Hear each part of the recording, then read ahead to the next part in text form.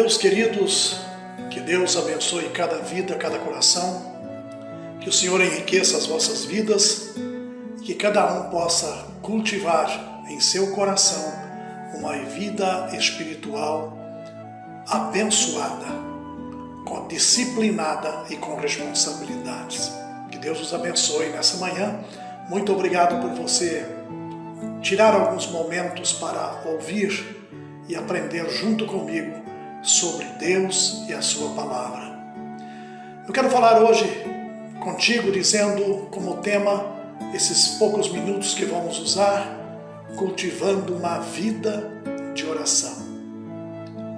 Lendo o Salmo 141, versos 2. Suba à tua presença a minha oração como incenso. Suba à tua presença,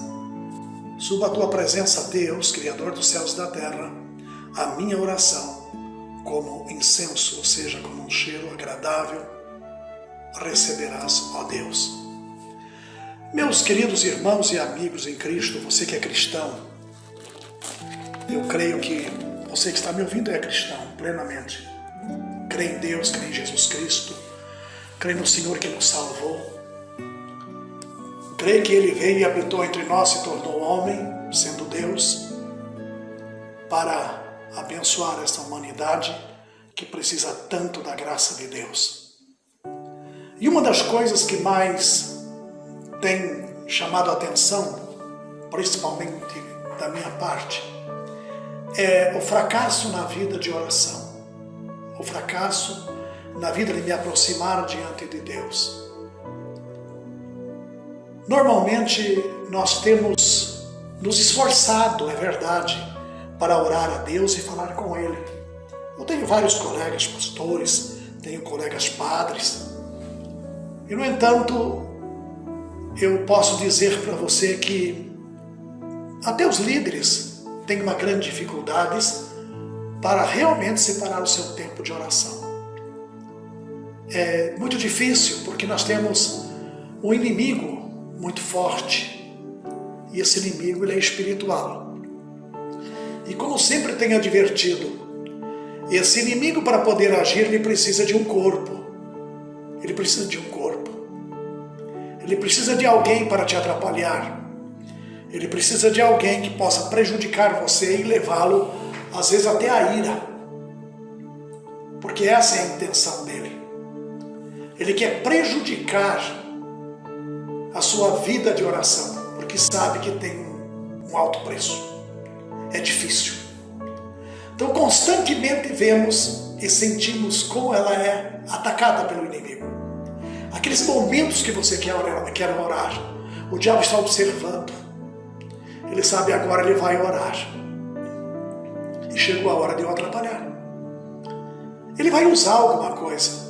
Ele pode usar um animal, pode usar qualquer coisa, até o ser humano, principalmente o ser humano, para vir impedir você de orar a Deus. Notem bem, eu já falei várias vezes isto aqui, as reuniões de oração nas igrejas são as programações menos frequentadas. Bem menos. As reuniões mais frequentadas na igreja são festas. Sim, festas. Jantares, churrasqueada, comemoração de alguma coisa, entre comes e bebes. Fora disso, não temos nada, absolutamente nada, que possa atrair as pessoas à presença de Deus. Não estou generalizando. Sempre temos os pilares sustentadores da igreja. Um ou dois. Contava-se um certo pastor que tinha uma velhinha irmã, uma irmã bem idosa, de muitos anos dentro da igreja, que sempre era a primeira a chegar. E ela se mantinha quietinha lá no canto da igreja, no fundo, sempre de cabeça baixa. As pessoas entravam, olhavam para ela até com um certo desprezo. Pô, a irmã não fala com ninguém, não se expressa com ninguém. Às vezes tem que chegar nela, cumprimentar ela, cumprimenta, tudo bem, mas ela sempre está aí. Até que um dia essa irmã veio a falecer.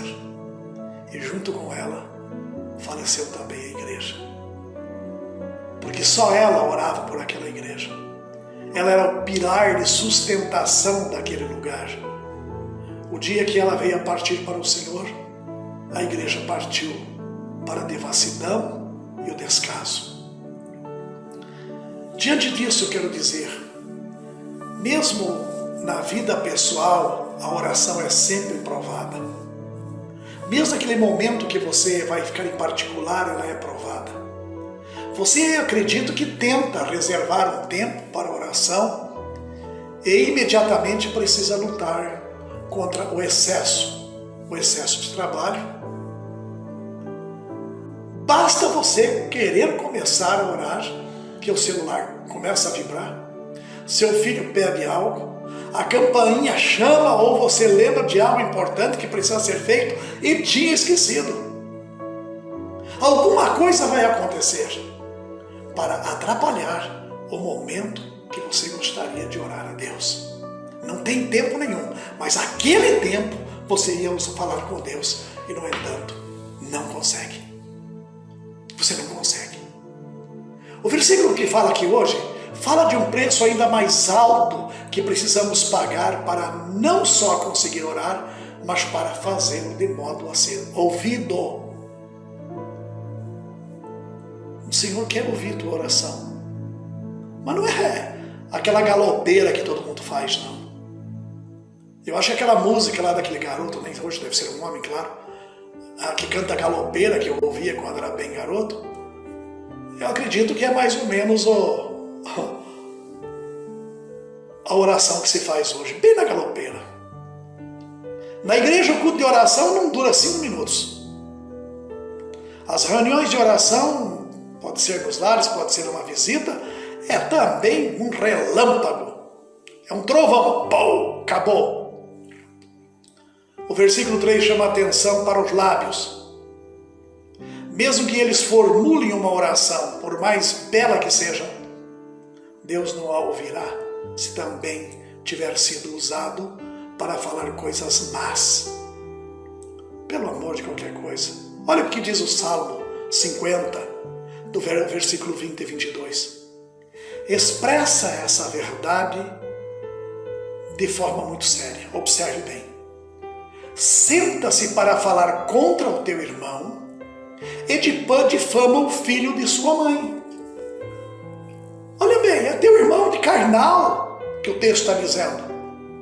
É irmão legítimo seu.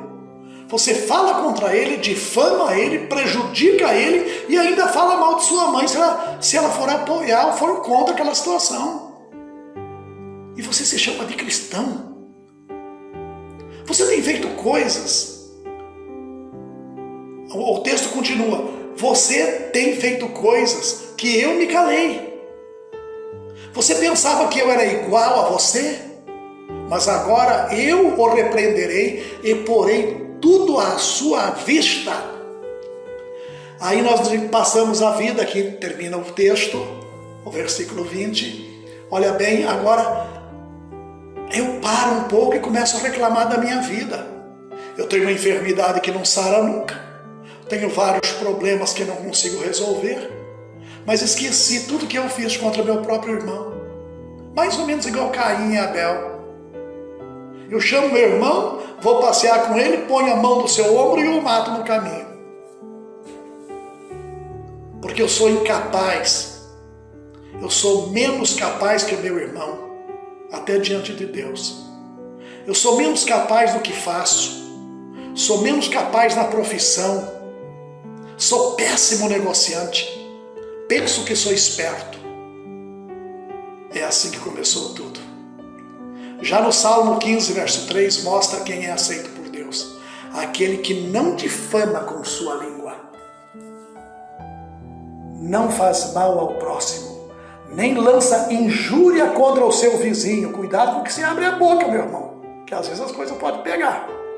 Na verdade, precisamos agir como demonstra o Salmo 39, versículo 1. O que lá o Salmo está dizendo? Olha só, eu disse comigo mesmo, guardarei os meus caminhos para não pecar com a minha língua. Guardarei os meus caminhos, vou guardar aqui, eu vou ficar com cuidado com a minha vida. Eu vou ficar com a minha vida para não pecar com a língua. Porém mordaça na minha boca, enquanto os ímpios estiverem à minha presença. As pessoas que não conhecem a Deus e às vezes nem creem em Deus, às vezes ouvindo o que não devia, da minha boca que digo que sirvo a Deus, causam estranheza muito grande. E eles se afastarão mais de Deus e eu vou ter que responder pela vida deles diante do Salvador. Meus queridos, meu amigo, meu irmão em Cristo, eu quero que você tenha um bom dia mesmo, de coração. E pense nisso que nós acabamos de falar aqui hoje. Isso é muito sério. Precisamos pensar em falar com Deus.